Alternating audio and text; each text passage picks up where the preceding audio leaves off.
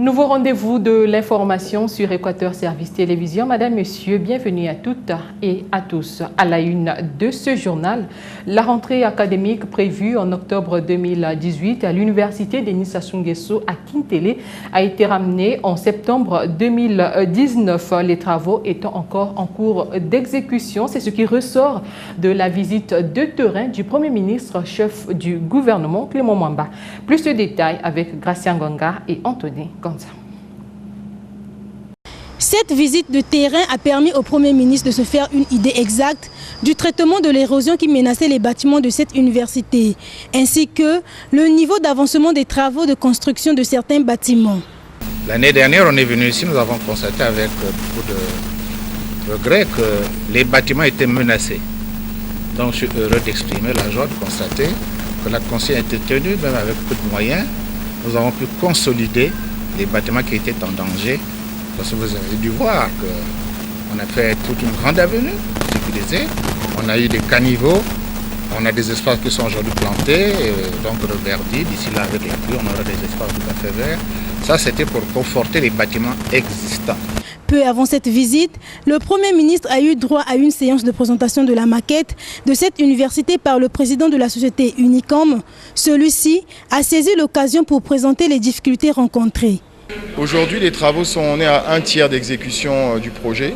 Étant donné qu'il s'agit d'un très grand campus, on a travaillé avec le ministère de l'enseignement supérieur et la délégation des grands travaux pour faire une ouverture partielle. Et donc le taux d'exécution de cette ouverture partielle est un peu plus de la moitié. Donc on est à 55% environ.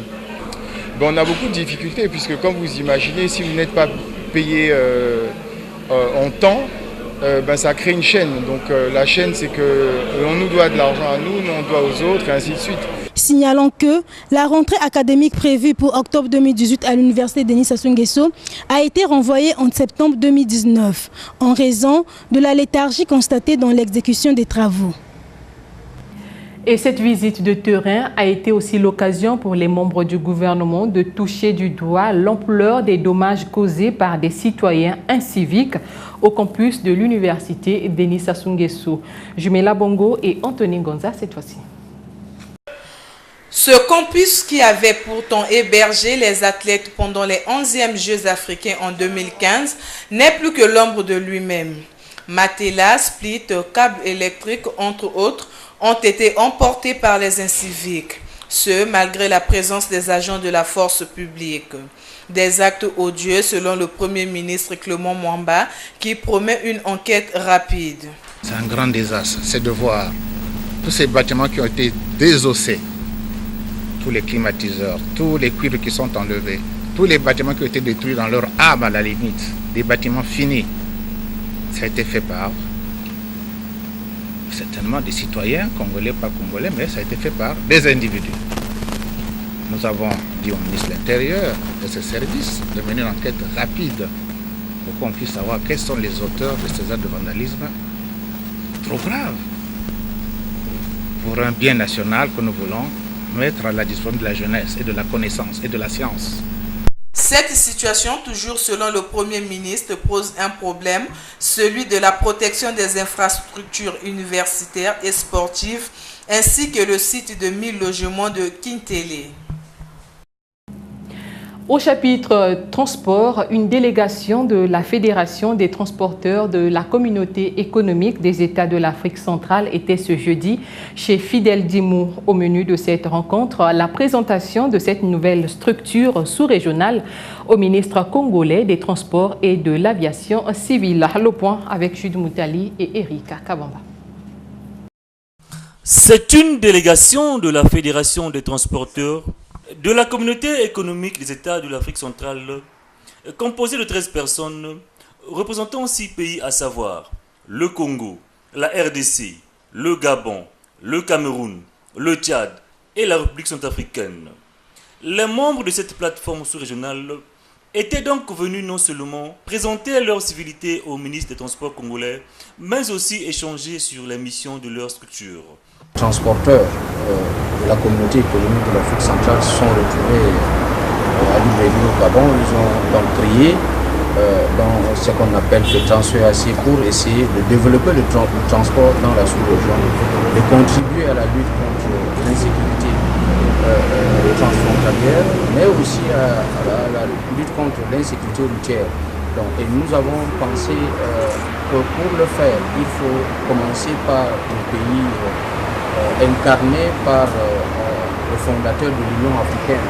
Pour nous, c'est une manière de venir prendre la bénédiction auprès de nos pères qui ont œuvré pour le développement de l'Afrique et également qui continuent de bâtir cette Afrique que nous aimons tous.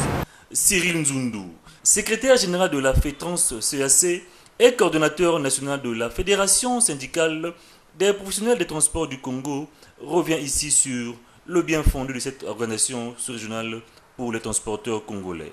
Auprès de cette organisation sous-régionale, nous avons par exemple aujourd'hui pouvoir ramener les investisseurs étrangers dans notre pays parce que cette plateforme sous-régionale a la parole au niveau de la CEMAC. Lorsqu'il y a le conseil de la CEAC, eux ils participent. Ça veut dire que lorsque nous, au niveau de la fédération, pour des besoins de notre pays, pouvons élaborer des projets que nous allons soumettre à cette organisation, elle est capable de défendre un projet au niveau de la CEAC et nous ramener un investissement dans le pays. Cyril Nzundu a aussi indiqué que les portes de la FETRANS section Congo sont ouvertes à toutes les associations œuvrant dans le domaine des transports. La porte de la FETRANS est ouverte à toute organisation. Il n'y a pas parce que la fédération est là qu'elle reste passée. Tous ceux qui exercent dans le secteur du transport maritime, fluvial, tous ceux qui sont dans le secteur peuvent adhérer librement à la FETRANS, la porte n'est pas fermée. Donc, l'organisation qui sera mise en place ici au Congo va prendre en ligne de compte la politique telle que définie par le président de la FETRANS. Et la FETRANS, je répète, n'est pas un syndicat. Le ministre des Transports, Fidèle Dimo, a quant à lui félicité toute la délégation et a promis de les accompagner. Poursuivons ce journal, cette fois-ci en santé. Lancement ce jeudi à Brazzaville du processus d'élaboration des cadres stratégiques de lutte contre le VIH-Sida et la tuberculose 2019-2022, ainsi que de l'initiative Ville sans Sida d'ici à 2030. La cérémonie irrelative a été patronnée par la ministre Jacqueline Lydia Mikolo de la Santé et de la Population. Steven Elenga et César Bobéi nous en disent davantage. Définir la vision, les missions, les axes stratégiques, tels sont entre autres objectifs de ces processus d'élaboration des cadres stratégiques de lutte contre le VIH-Sida et la tuberculose 2019-2022 et de l'initiative Ville sans Sida d'ici 2030 lancée ce jeudi à Brazzaville. Le lancement de ces processus permettra l'éradication de ces deux fléaux, a déclaré le deuxième adjoint au maire de Brazzaville, Flubert Malonga. Le lancement ce jour du processus de planification stratégique de lutte contre le sida et la tuberculose 2019-2022 et de l'initiative Ville sans sida est un événement majeur porteur de signification forte. En choisissant de lancer l'initiative Ville sans sida dans notre ville capitale du Congo, lieu de mémoire et symbole de la représentation nationale de tous les Congolais, vous avez voulu montrer que c'est avec l'alliance de tous les acteurs que l'on peut enregistrer des victoires communes dans le cadre de cette lutte. Lancé en période de récession économique, ce processus s'intègre au programme national de développement, a déclaré la ministre de la Santé et de la Population, Jacqueline Lydia Mikolo. Le processus de planification stratégique pour les deux épidémies, qui va être conduit de septembre à octobre 2018, s'intègre dans la dynamique induite au niveau national par le Programme national de développement 2018-2022 et consécutivement au Programme national de développement sanitaire 2018-2022 et au niveau international par la dynamique introduite par les objectifs de développement durable. Les choix stratégiques que vous allez opérer sur la base des résultats de cette revue doivent se traduire par un processus participatif et inclusif de l'ensemble des parties prenantes, centré sur le leadership et l'appropriation nationale. Ainsi, 3 départements ont été choisis pour la mise en œuvre de ces processus, à savoir Brazzaville, Pointe-Noire et la Songa. D'autres localités attendent leur tour. Pour manifester l'engagement à soutenir ces processus, un don de préservatifs a été donné aux représentants de ces départements. Dans l'actualité également, c'est en quelque sorte un problème de santé publique qui est en cours de résolution. L'avenue principale du marché située à proximité du lycée Thomas Sankara dans le 9e arrondissement de Brazzaville avait atteint des proportions inquiétantes d'insalubrité. Mais grâce à la mairie centrale, les travaux d'aménagement de cette avenue sont en cours et très avancés, nous disent Jules Moutali et Steven Elenga. Longue de 480 mètres et de 7 mètres de large, cette avenue principale du marché du quartier Thomas Sankara, dans le 9e arrondissement de Brazzaville-Djiri, revêt une peau neuve. Le terrassement, la pose d'une fondation de base et d'une fondation en terre jaune, voilà entre autres travaux déjà réalisés. Je suis à 99% sur le béton armé parce que nous calons des bordures ici et après on serait sur la dalle carrossable qui va faire le parking de l'autre côté. Puisqu'on va faire le trottoir pour les piétons, ça c'est pour les taxis. Et là-bas, c'est les véhicules qui vont creuser sur à l'est du nord, qui vont venir ici pour garer les moyens et décharger. Donc j'ai prévu 300 mètres pour la gare routière. À ces travaux s'ajouterait également la construction d'un collecteur d'eau de 220 mètres. Ici, là, il y a un caniveau existant, mais c'était en bus. Moi, j'avais préféré un collecteur pour prendre les eaux là et amener au ravin là-bas.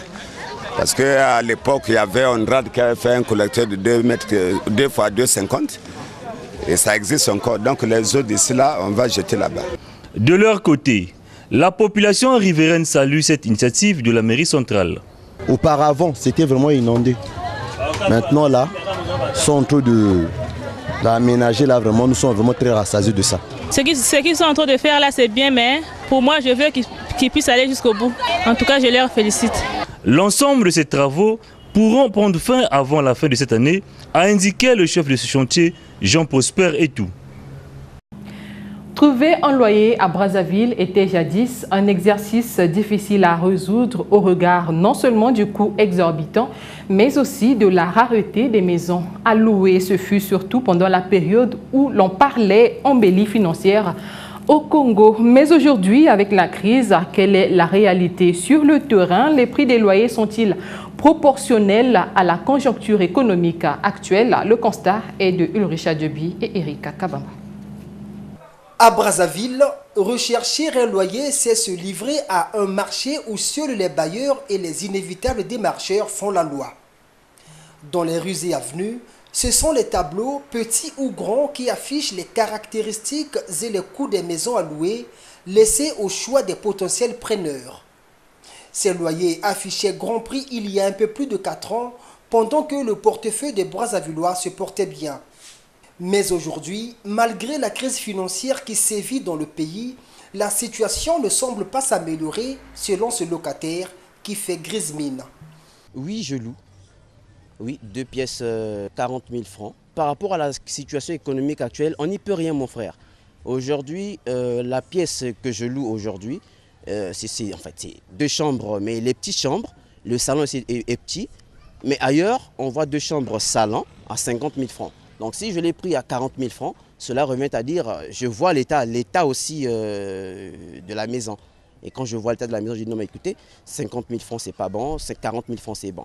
Et on se débrouille aujourd'hui. Puis on exagère un peu trop, on ne sait pas pourquoi. Et la crise actuelle aussi, actuellement est en train de sévir avec la population.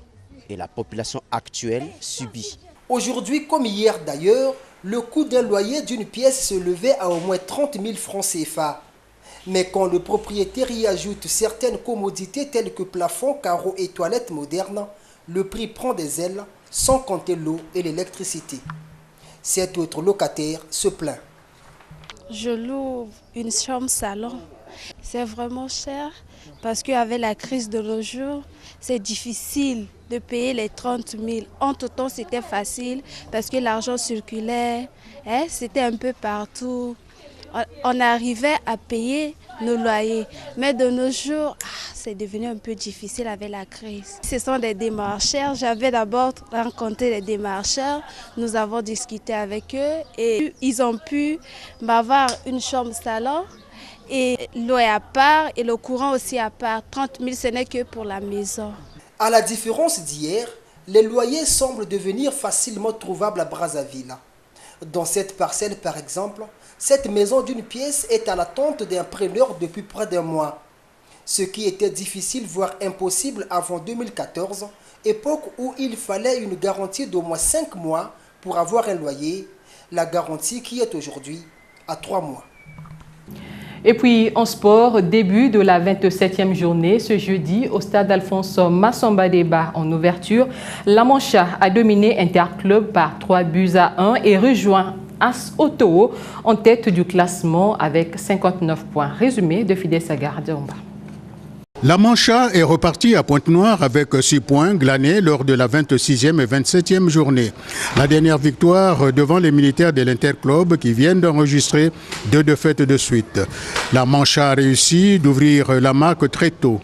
Les militaires de l'Inter, réagissant à leur retour, ont été peu tranchants en attaque. Cela s'est fait sentir en seconde période où les poulains de Claude Kenzo ont enfoncé le clou en marquant 2 autres buts.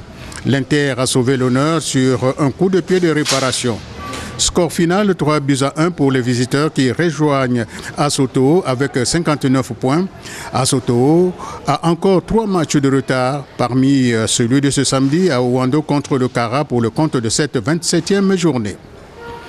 Les violets blancs de Saint-Michel de Wenzé, qui n'ont plus le cœur à l'ouvrage, puisque leur sort est déjà scellé, à savoir la relégation, ont été cueillis à froid par GSP, qui a transformé un pénalty. Ce pénalty a donné confiance, puisque le deuxième but n'a pas tardé à venir. Saint-Michel de Wenzé avait la possibilité, en tout cas, dès le début de la rencontre, de marquer 2 ou 3 buts, mais hélas, les attaquants ont brillé par des ratés. Et cela se paye catch. Deuxième période, sursaut d'orgueil, les Micaliens réduisent le score à 1-2. L'égalisation s'est fait attendre et à 10 minutes de la fin, GSP augmente la mise. 3-1. Puis, dans les 5 dernières minutes, Saint-Michel de Wenzé revient encore à 2-3. Score final, 3 pour GSP et 2 pour Saint-Michel de Wenzé.